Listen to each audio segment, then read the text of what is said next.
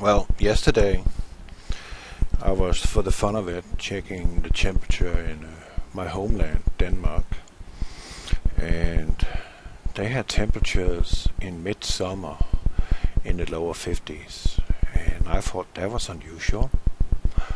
And yesterday my wife showed me a picture from Holland that they had had a storm there with hail the size of grapefruits. That's a considerable size of hail.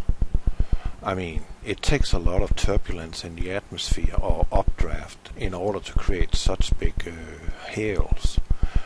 And normally in Europe we are not plagued by massive storms such as United States of America as an example is, and lately. So to me that was kind of unprecedented that Northern Europe is in autumn temperatures, because the temperature in Northern Europe, Scandinavia area, around this time of year in daytime should be around 75. And yesterday we were in the lower 50s, and that's just unnatural.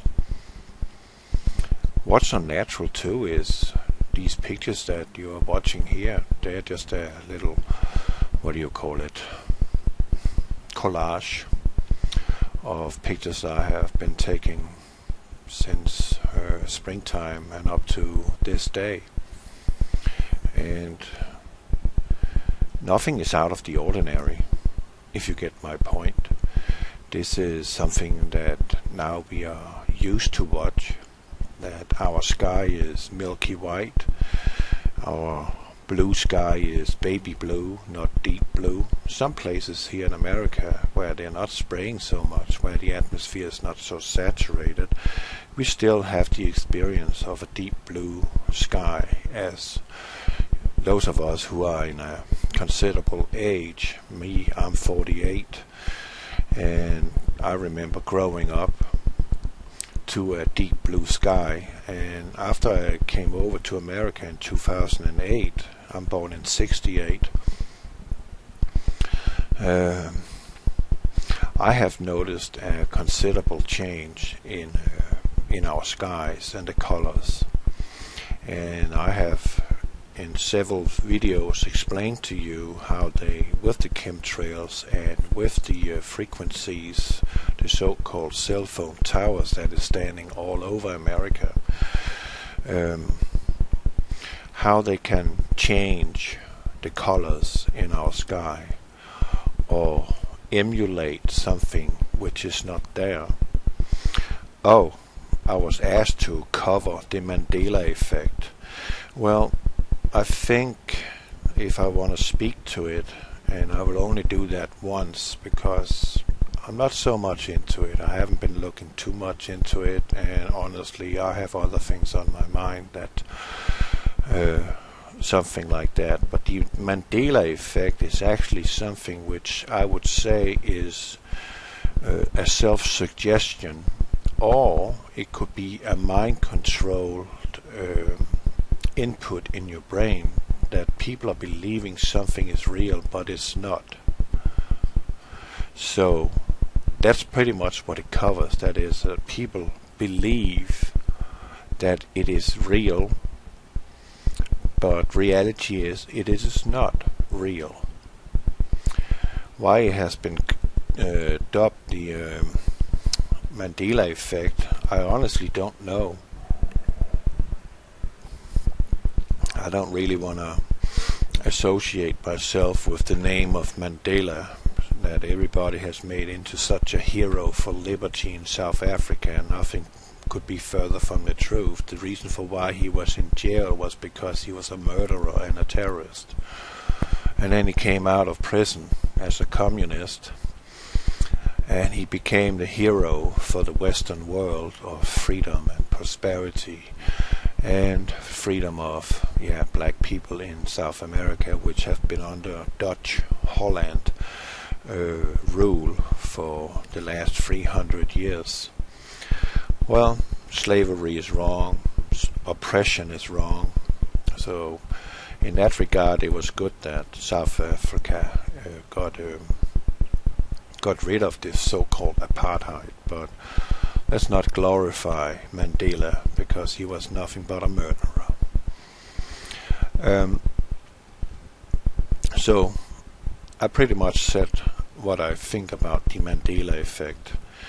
The reason for why this new theory or diagnose of a mental state has arisen is probably, and I would say certainly, mark my word, I said certainly because I'm convinced that it is so. That is, that these cell phone towers that we are seeing shooting up everywhere, and more now, are sending out frequencies that is reaching our brain, because they know how to reach our brain. They know how to put images and sounds and voices into our minds that don't belong to us or to any other spirit, but they are coming from an electronic device in order to mass cultivate the populace of each nation into what I would believe is the New World Order mindset, that everybody thinks the same and feels the same. And that's why everybody will worship the beast when the beast arises, because that's how it's supposed to be, and that's how it is prophesied. It doesn't describe in the Bible that some devices are doing that. It's just described that everybody will worship the beast, and everybody will take his mark. And I would say that that is because of a gradual mind control from electronic devices that is standing in our landscape. Because in reality, we don't need to have some 20 towers standing around, as an example of Indianapolis, Indiana. But they have to mind control us and steer us in a certain direction. So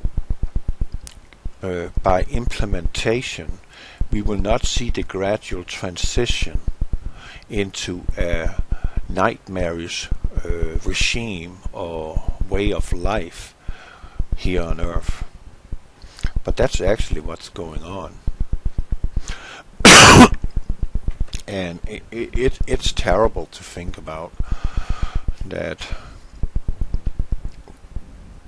it's even being allowed that something like this is going on.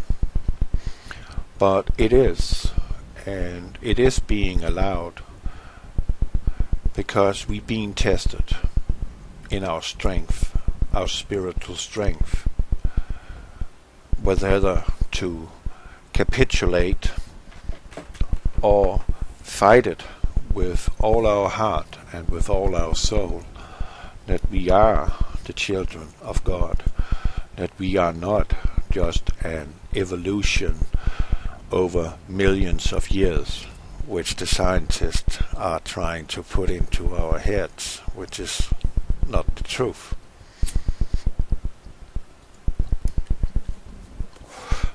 So these things that is going on is definitely being put into our minds with the help of these cell phone towers.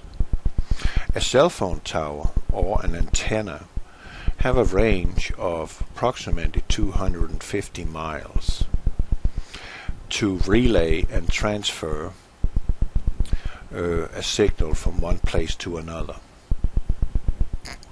So why does it call for these thousands of Gwen towers, which I call them, to appear all over the place? Pretty much mind control. The chemtrails, which you're looking at here in the vast majority of the pictures, because this has something to do with the chemtrails too, That is, they're spraying these metals into the atmosphere. I'm gonna see that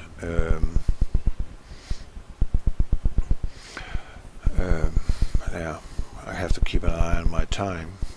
But nevertheless, these metals are being used as a reflector.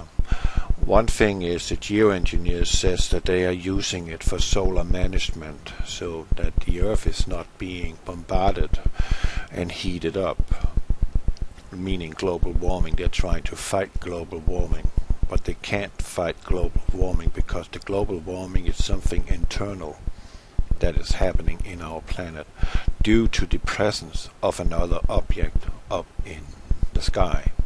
An object that we have been talking about for a long time, that is being debunked and being proven, and I even got a picture of the thing myself, and I could see it with the naked eye, and it was a picture I took recently in Denton. There was something behind the sun.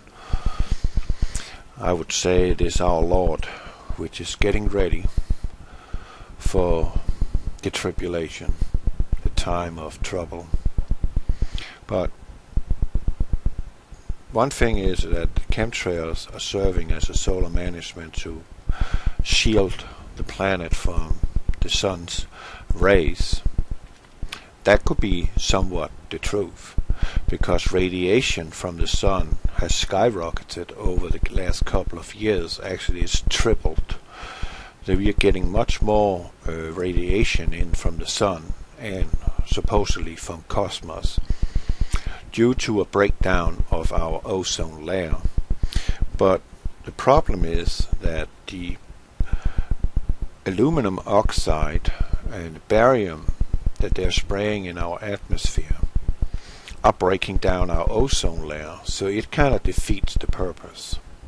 And another thing that also defeats the purpose, that is that they're saying that they want to reflect the sunlight away from the planet in order to cool the planet. But it has a negative effect too. That is because they're saturating our atmosphere. As you see in this picture, it's totally saturated. Look at the hue around the sun there. That's a clear evidence that we have a lot of particulates floating, and you can see the backdrop. We have that floating in our atmosphere. So the heat that wants to escape naturally from Earth up into the atmosphere and cooling us off is actually being radiated back because of the metal particulates. They are radiating it back. You can kind of call it like a mylar. You know mylar, this heat reflective material that is used in space aeronautics. It's also used for as a heat protector for people that walk down to volcanoes that are active, or in certain plants where they are melting metals, making alloys where the temperature is extreme high. So they are having this silver suit on, which is made of mylar. So they are actually making a so-called mylar carpet over our planet, which in return will reflect the heat back to us and heating us up even further, meaning the heat cannot escape naturally any longer. So it defeats the purpose of fighting global warming, all this spraying. So that's why I'm saying that this global spraying has something to do with that they are hiding that God's presence is here, that Nibiru is here. I believe that the Nibiru has nothing to do with the fallen angels. I am more in the belief that that is the presence of our Lord, that the time has come for judgment of people of this planet, because we have gone so astray that, yeah, it's been prophesied. You can just go read Luke 21, you can read Matthew 24, you can read in Isaiah, Ezekiel, and in Daniel. They are all speaking of the same time that is coming right now, what we're living in right now. There's no escape from that. Northern Europe, Scandinavia area, around this time of year in daytime should be around 75.